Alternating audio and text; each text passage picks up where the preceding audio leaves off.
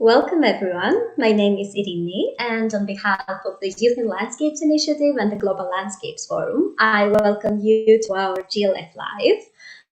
We're sending a huge welcome to all of you, wherever you are in the world, and we're hoping that you are healthy and happy. Thank you for tuning in for today's episode. As you can probably guess from our title, today we're going to jump into the world of politics and specifically biodiversity and climate politics. And we're going to see how young people all around the world are changing, shaping, and fighting for a better future for people and the planet. We have with us here today, and we're very, very happy to do so, two amazing guests, Amelia Arruguin, the Regional Coordinator of the Latin American and the Caribbean Regional Chapter of the Global Youth Biodiversity Network, and also the co-coordinator of the CBD Women's Group, the Conventional Biological Diversity Women's Group, and Chiagozie Udeh, the chairperson of the Executive Global Board of Plant for the Planet, the global focal point for the SDG 7, and member of YOUNGO, the youth constituency to the UNFCCC. Amelia and Chiagozie and Amelia, welcome. And thank you for coming on board today to share your story with our audience. So I would like to start with Amelia. This question is for both of you, but let's hear from Amelia first. How are you feeling today? How is it there? How is it with COVID? And how are you feeling for being with us today? And of course, introduce yourself to us. Thank you. Hi, Irini. Hi, Chiagozie. Hello, everyone. Thank you so much for the invitation to this very special dialogue. It is a pleasure for me to be with all of you, sending tons of greetings from Mexico. And well, it's going to be like super exciting to share about how we are trying to shape biodiversity politics. And also, I must tell everyone that what I'm going to share during this talk is on my own and not particularly the organizations that I'm representing. Cool, thank you so much. What about you, Chiagozie? How are you feeling for being with us today? Yeah, absolutely excited. Great to be here. Thanks for the invitation. I am joining from Abuja, Nigeria. And I am super excited to have this conversation about changing biodiversity and climate politics. It's been a quite strange time, of course, everybody is going through now. So it feels refreshing looking back the last 7 months, what has happened and how we progress from here. So happy to be here, and I will be sharing mostly my personal opinion. Yeah.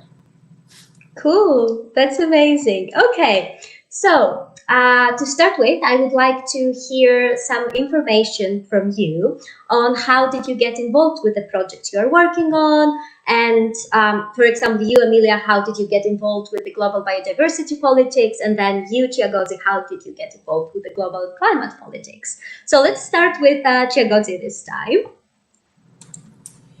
Yeah, it was quite a journey. Like of course, I have been passionate about the environment, from a very long time, from my high school days, and then got into the university, continued. It scaled up a bit in the university because I started volunteering for some international organizations. The first one was Tunza Eco Generation, which is based in South Korea, in Seoul, South Korea. It's a program of the Samsung Engineering in partnership with UN Environment. And I was writing a lot of articles, like at least twice in a month. For them that is published, I have to go a lot. I have to do a lot of physical work to be able to write those articles. I have to go into the bushes to check species that are going extinct and all of those.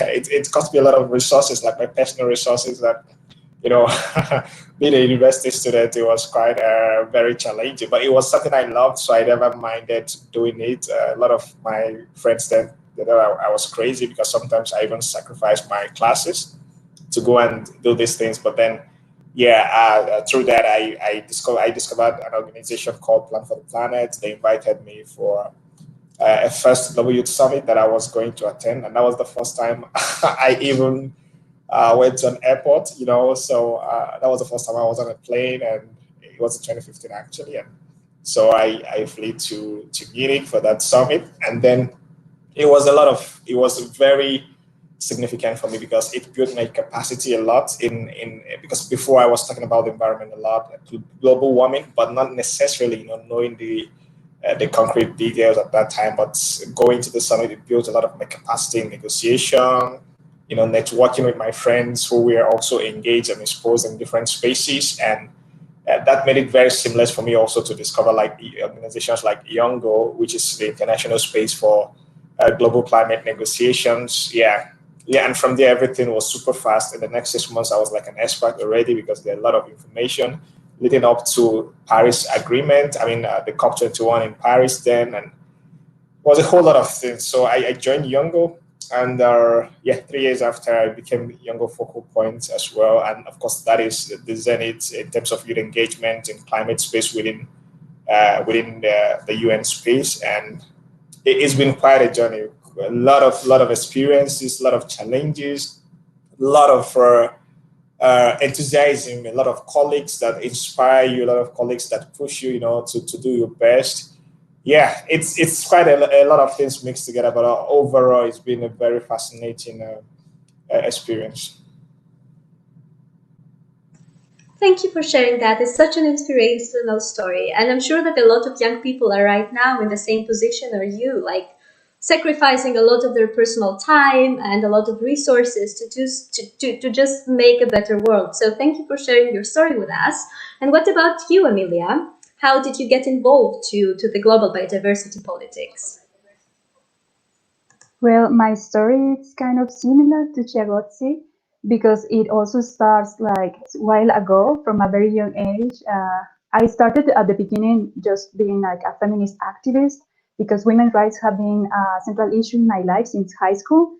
But it was a little later that the work made complete sense to me because through a personal experience with nature, like being in the middle of the forest alone, I understood the deep relationships between the exploitation of nature and the situation of violence and inequality against women.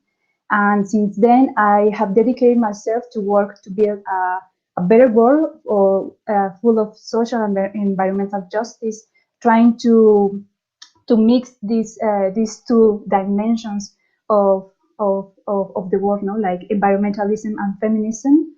And since then, like in my early young age, I started by forming a local NGO here in Querétaro, where I'm based, with more young colleagues also. Like the teamwork is a base for all of the transformation we are aiming.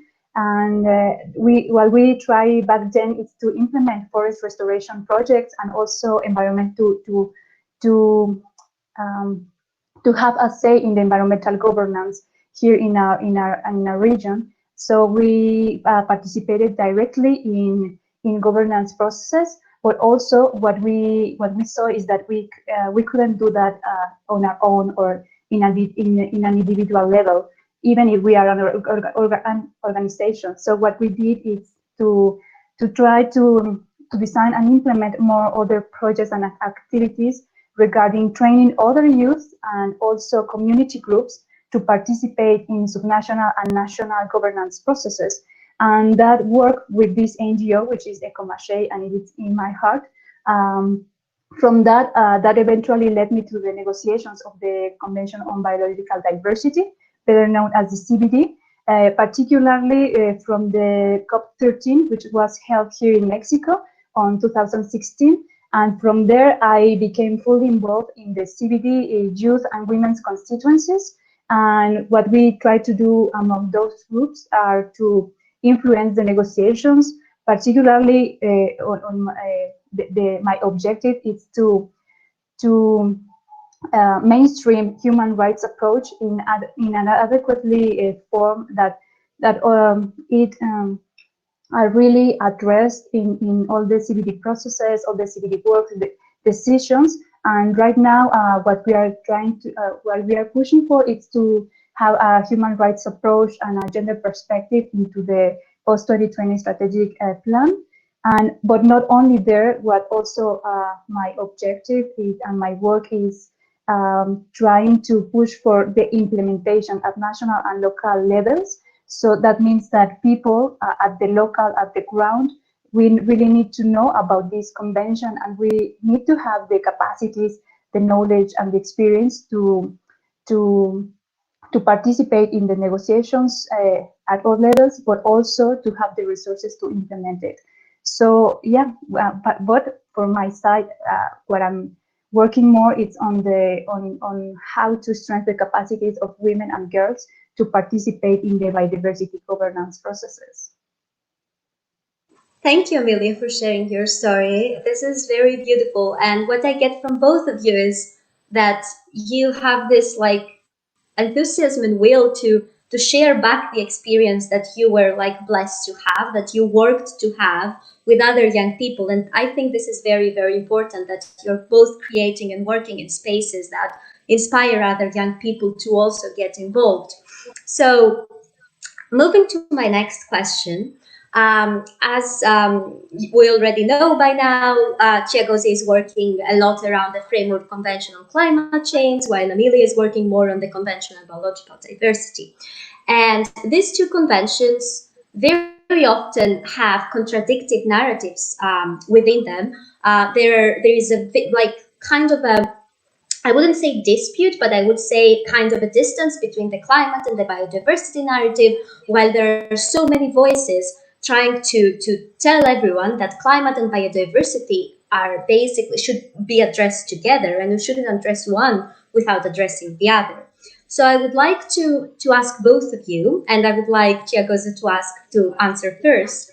Where is the Framework Convention on Climate Change today? What is happening in 2020 on the UNFCCC?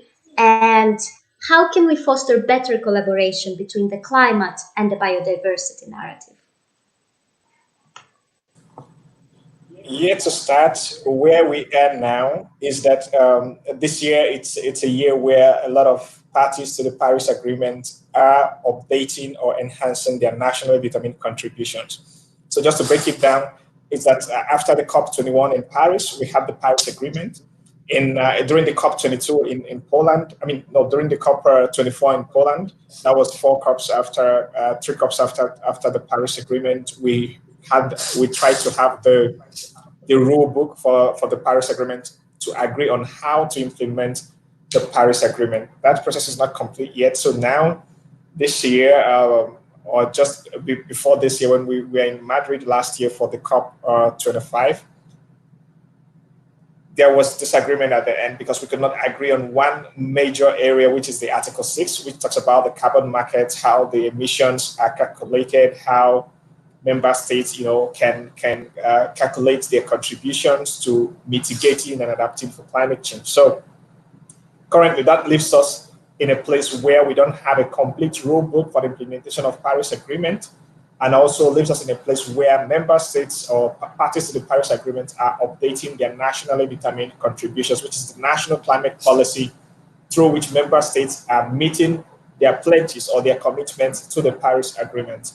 As currently we have close to 10 parties that have submitted their enhanced nationally determined contributions, and we expect other parties to keep submitting their enhanced NDCs until the next COP, which is COP26 in the UK next year, which is 2021.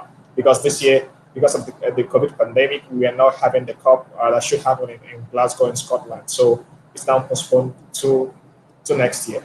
And that also, maybe during the next questions, I can also elaborate on this because it comes with its own challenges, its some pros and cons, and definitely we are behind schedule on how we should be working to meet the objectives of the Paris Agreement. We are behind schedule on the SDG goals of 2030. We're behind schedule all around, and we really, really, really need to speed up our pace if we are to avoid or to mitigate disastrous climate consequences. And then when you talk about how the pandemic has probably affected this convention, it has affected in a couple of ways, which of course for climate change primarily is that for me, what I've picked from it is that there is a lot that the government can do. There is a lot that the parties can do. And we've seen clearly, and they have also acknowledged that they've been lying to us for a long time. For example, when the government say they can't do this, they don't have money for this and that, we know it's complete lie because these things can happen. The money is there for climate financing. The will can be there if we're serious enough, if we're truthful enough to ourselves to do what it takes, to mitigate massive carbon emissions, we can shut down the economy when the need arises. Like this year, for example, you find countries like China reducing their air pollution drastically, reducing their emission drastically. In fact, what it could have taken maybe 5 years for them to achieve in terms of emission reduction, they are achieving in 1 year. If they keep at that pace where things are managed in very sustainable way, then we can have some hope of achieving the Paris Agreement.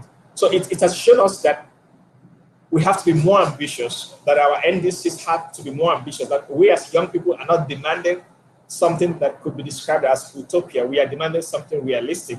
When our governments can do this, going by what the pandemic has done. I mean, governments are listening to scientists. They don't do that before. They don't do this. People like Trump are listening to doctors, infectious disease professionals to guide him on how to manage the pandemic. He doesn't listen to scientists, but he was forced to do so now. A lot of other governments, they don't listen to scientists, but now they have to do so. So it tells us that this is possible. We just need to place the right priorities on them, and they can happen. So before we were thinking maybe we were being too ambitious with our demands, across different thematic areas of climate change. But now it's very clear to us that we are not even ambitious enough, because with the pandemic, what has happened, that the sacrifices everyone has made, including the governments, we think we should be, or I think personally that we should be even more ambitious, because a lot more can happen with the government's commitment. Talking about also how it's stands side by side with the Biodiversity Convention, we can say that it's not. It's very important that both of them are, a bit merged in, that they're a bit not necessarily merged completely, but that they work hand in hand, because you cannot separate conversations about climate change and biodiversity. They are nature, they are interconnected in many ways than one, and I think I've always said this, that in terms of interagency collaboration, UN is a bad example like that. And this has to be improved upon. I've said it to a lot of high-level sessions where, we've had to tell the UN, you have to look inwards. You have to work together amongst yourself. Of course, there are mandate issues within the UN. There are sensitivities about, or the UNFCCC has this mandate, UNESCO has a bigger mandate, UN Environment has a wider mandate. All these mandate issues, it's not necessary. This is 2020. We have to move on. We have to solve practical problems, and the UN has enough agencies, they have enough tools, they have enough resources within what currently exists to solve this problem. They only need one thing: work together.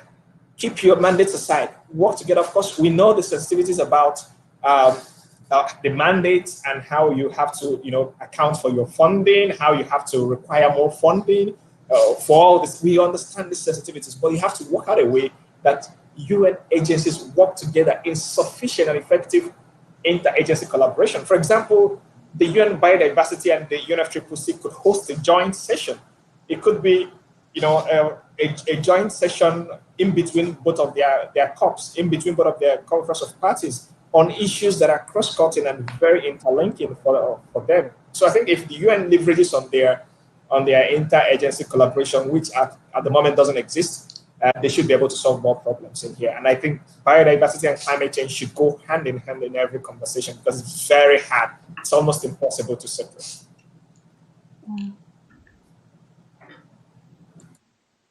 Yeah, totally. Thank you. Yeah, go on, Amelia. Thank you. No, go Rini, please. No, please go ahead. No, I was going to agree with Chiagozie, because also from our side, like what we have been discussing in the CBD constituency, is that everything is interconnected. But I'm going to go into that point later. First, I want to answer your first question about where we are at this point regarding the CBD. And yeah, as you mentioned it, and also as maybe all the people that are looking at this conversation, you are aware that this was supposed to be the 2020 super year for biodiversity, for nature, and it is in some way, because we are looking into nature, but not necessarily from the perspective that we were expecting to, no? And well, this was supposed to be the super year for the CBD convention. or for the Convention on Biodiversity, because we were supposed to adopt our third strategic plan, which is the famous post-2020 Global Biodiversity Framework. And this document is well, a text in where countries were supposed to write the concrete commitments that they will apply from 2020 to 2030, with the main objective of hard biodiversity loss, and also to adopt measures to restore it and to foster its sustainable use. And well, to achieve that, since 2018, everyone has been working on drafting it. The parties to this convention, which is almost all the world, the convention secretariat, all of the observers, the constituencies, youth, women, indigenous peoples, local communities, the academia, the private sectors, also many UN agencies and other also conventions, and also the Agenda 2030, all of the events that are happening this year. We're supposed to focus on biodiversity, because all of us, we are trying to build like this momentum on the international policy arena to recognize the importance about mainstreaming biodiversity in all of these instruments, no? in all of the international work that all of these agencies are doing. But sadly, we are not in this point, because well, even if during the last couple of years we have had multiple meetings to discuss the main points that this new strategic plan must have, we have regional consultations in all of the geopolitical regions. We have thematic consultations on oceans, on sustainable use, on gender. Also the intersessional meetings of the CBD itself. We have discussed about this post-2020 GBF. But yes, you are aware, because of COVID-19 pandemic, even like the work that we have been developing during these couple of years was slowed down, and we can say it's not that it is really stopped, but we can say that we are just like trying to figure out how we are going to continue the development of this strategic plan, because since these are supposed to be official negotiations meeting, and we are not able to have them face to face, there are many challenges and many also like institutional things that are need to be solved, no? to go with this work. And yeah, as all of the other conventions, also the CBD work is postponed until further notice to next year, and hopefully we will celebrate the CBD COP by June next year. And then the main objective of that COP is to adopt the next strategic plan. But we don't have yet this strategic plan. So between now and until the next COP, we need to finalize that text.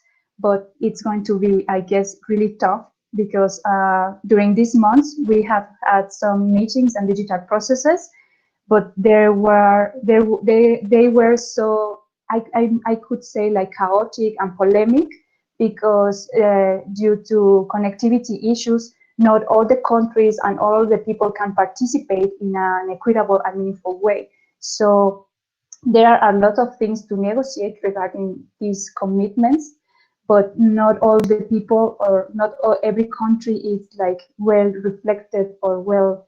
They cannot really participate in a complete manner in these negotiations.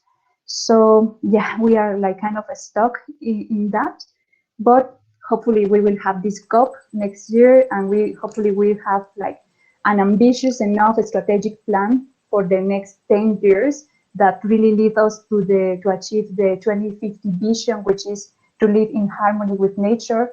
And what we are expecting from this process is that we really gather all views from all of the international conventions, from all of the international agendas.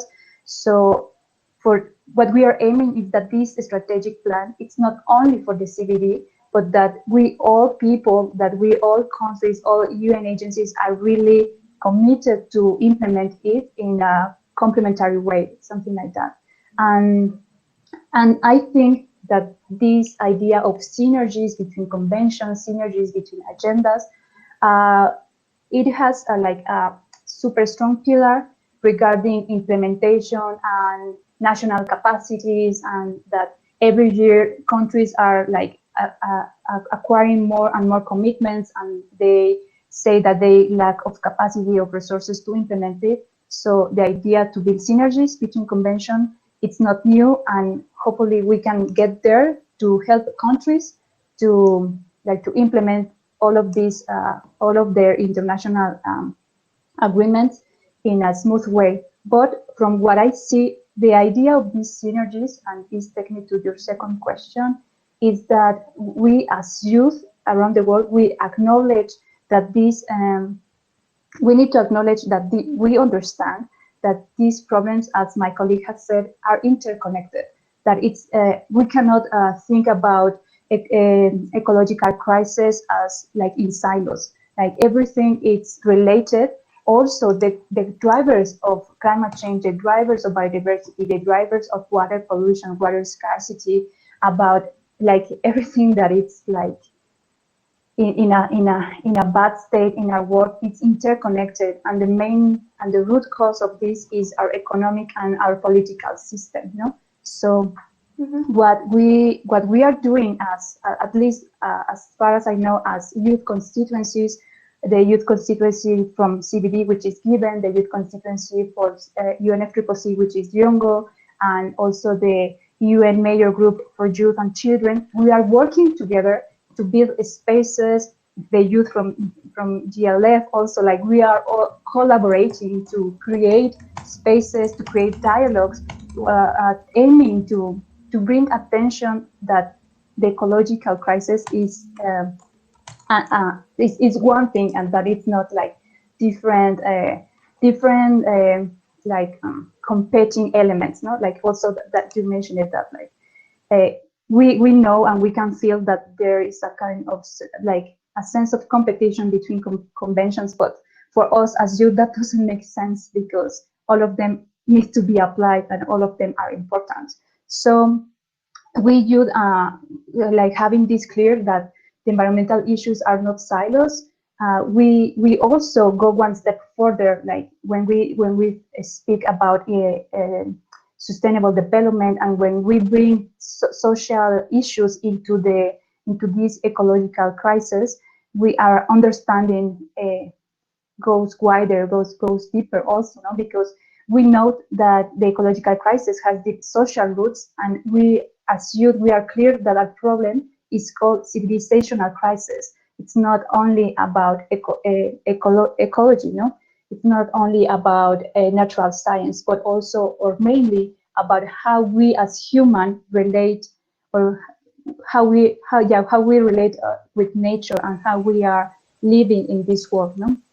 So therefore, I just want to conclude by saying that we know that this has to be changed, the economic and political system, and that we are on it. Like we really, as youth, we are putting a lot of effort to eradicate structural inequalities and transforming our own value system.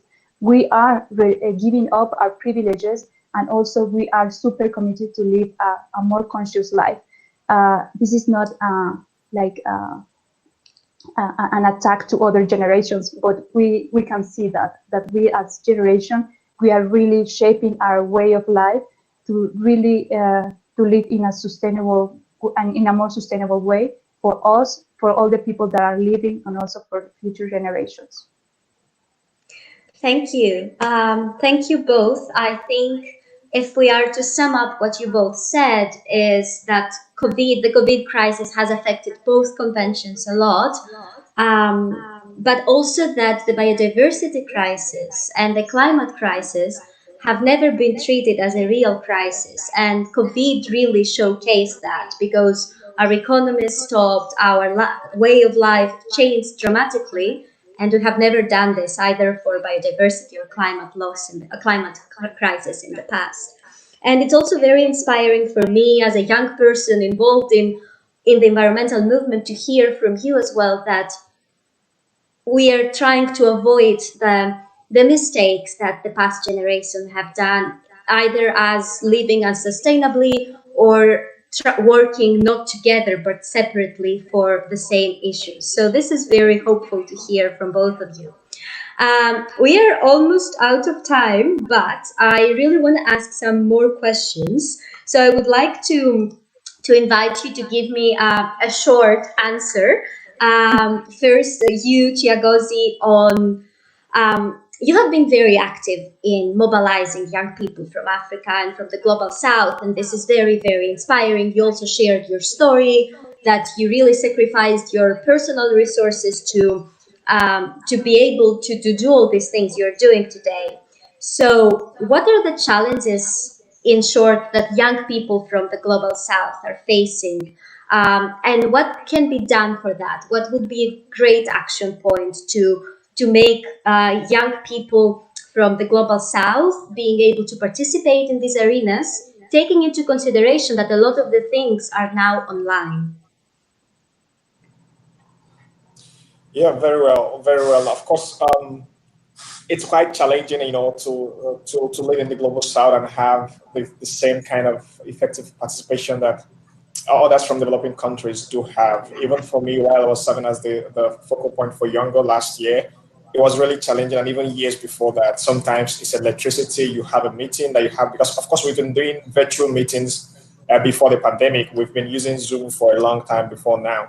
So, and, sometimes I had to sleep in their office, to use the internet in the office to work or to attend a meeting or to work on some form, or to just fulfill my own tasks for the constituency. Sometimes I had to, because I was working in the radio at some point as well as a broadcaster, student broadcaster, so I had to sleep in the radio studio to be able to join the meeting with light and everything. It was really challenging. Sometimes you already schedule things to do, and from nowhere the electricity is gone, the internet is bad. These are really huge challenges for people in the global south. And then the academic system is not tailored in such a way that it allows you, to engage in activism or in other social work. For example, when I travel, I find that my friends that are coming with their university are getting credits for coming, to COP or for other conferences where they're even speaking or presenting, papers or making some presentations, and then I get no credits from my university. I get punished. Sometimes I have to fail quizzes, or just because I didn't show up or I traveled, and then I have to fail it because I traveled. So this kind of thing, it's kind of restricts you. It doesn't give you the confidence. It doesn't give you you don't have the support base, to flourish. Sometimes I've had to cancel a lot of events that could have been really significant for me, just because I wouldn't get a permission, and they don't really care. How much you mean to the world. You just have to write your test and your exams. They can't there's no solution to personalize it to help you grow. So that is not obtainable in most places in the global south, and that is a challenge. In terms of now that events are basically virtual, of course, internet is a challenge. The cost of internet in the global south, especially in Africa, is the highest across the world. And that is a challenge in its own. Electricity, access to electricity, of course, probably in Africa, over 600 million homes don't have electricity. So that's also a big challenge in its own. When things return to physical, visa also is a challenge. Funding to fly to those places are also challenges that should be. I know I don't have time to say more, so I probably would stop here. But these are really, really, really big challenges that are facing youths in the global south. Thank you. Thank you for sharing that. And I'm sorry that I had to ask for a short response, but I also really want to hear from Amelia, that I know she is working a lot, as she mentioned, and now you all know that she's working a lot about gender rights, women and girls' rights. And my question to her would be, what is the biggest challenge advocating for gender issues in an international convention? Well, I think that one of the greatest challenge is about the few understanding about the importance of women's rights within the environmental sector. Like, people are always asking and concerning about what does how this is related with what we are talking about, no? Like when we are speaking about protected areas, when we're speaking about species extinction, where we are speaking about gene drives or synthetic biology, like how women and girls, what do they have, how they are connected with this, no? Like the main challenge is that the people acting in these spaces, in this in the international policy arena, and this is my personal view, like most of them, they don't really get the importance about the issue, no? Like, so the first thing that we are trying to do, the people that we are engaged, the feminists that we are engaged in the biodiversity international policy arena, is to try to raise awareness about importance about integrating women's rights and girls' rights into the biodiversity policy, and also like to explain to people which is the interlinkages and the connections between biodiversity crisis, how does it affect differentiated and maybe greater or like deeper how it affects women and girls, no, in their daily life, how it also affects their future, like the inequalities girls face during their first years of life will shape the way that they will grow up. It will affect the opportunities they will have as grown up, as adults. So what we are like, if we are not really addressing how biodiversity crisis impacts on women and girls' life, we are like maybe increasing the burdens, the workloads, the violences that women and girls are facing. So the main challenge is, first of all, raising awareness about the issue, and then another challenge that we have as women's group, I can say in the CBD context, is that there is also a lack of training and knowledge about how international policy spaces work. No, so we only figure it out by, as all my colleagues also mentioned it, like we also invest in that. Like we dedicate our free time, we dedicate our sleep hours, we dedicate our own money to attend these meetings, to engage ourselves in those meetings, to express the women's and girls' concerns and priorities, and what we received, like as an answer, it's like these questions, no, about the or some comments about that that is not the space to ask for, no, women's equality, women's empowerment. But yeah. Mm-hmm. I guess that those are the main challenges. I hope I make sense on that. Trying to keep it short. Of course. Thank you very much for sharing. And this is true. I hear from both of you that one of the main problems is funding, both for youth and for women, and capacity to basically attend those meetings, capacity to be heard in those meetings. We are now 9 minutes over time, but I really enjoyed our discussion, and I want to ask you both because our audience is mainly young people that are eager to change the world, and I really want to hear from both of you what would be the advice, again in short, as we are over time, the biggest advice you would give to a young person that is right now starting and really wants to get involved either on its local or regional or international level to fight for climate and in biodiversity justice. So let's start with Chiagozie, and then we can hear from Amelia as well. Thank you. Yeah, I would say to every young person out there who is just starting off, keep to your passion. Do not change focus. Do not lose focus. Keep to your passion. What you can do effortlessly. What is it that inspires you? Do not be swayed by your friends that you see, working in other sectors and they are flying around. It doesn't work that way. You don't necessarily have to fly around to make changes. Just stick to your passion. Everything would surely work out. Networking is super important. You must not have the biggest funding in the world. Once you have a good enough network, of course, people who know you closely, who know what you can do, then you are pretty much, in the right place. And it's very important that every opportunity you get, that you are able, to deliver very well. Do not take taxes that you cannot fulfill. Do not promise what you cannot deliver. Make sure that, you give the best of you at every opportunity, but ultimately keep true to your passion.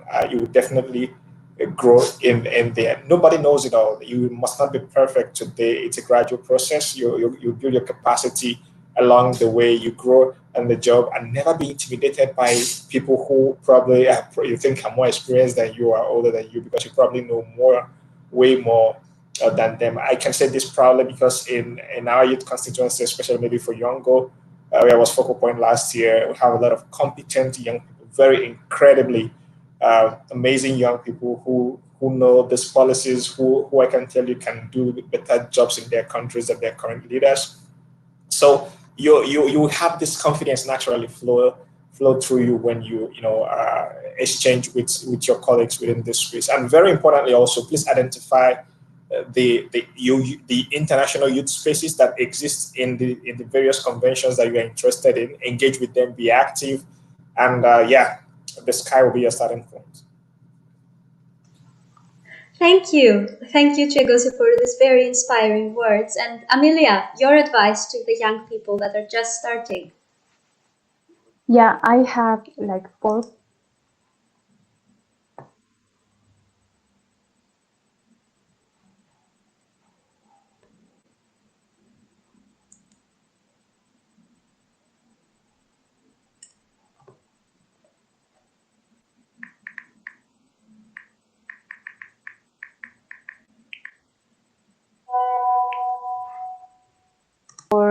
Citizen participation, for example.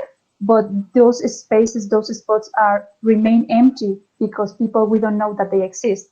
And speaking on my experience, like our countries, our government, they are not going to spread the word about these spots because citizen participation or public participation is not really what they are aiming for, no? So our challenge and my advice is to research about which are those spaces that you already can participate in. Like, as my colleague mentioned it also, like, we don't really need to be in the policy arena to do changes. The changes could be more easy to be done in the local spaces, in our municipalities, for example.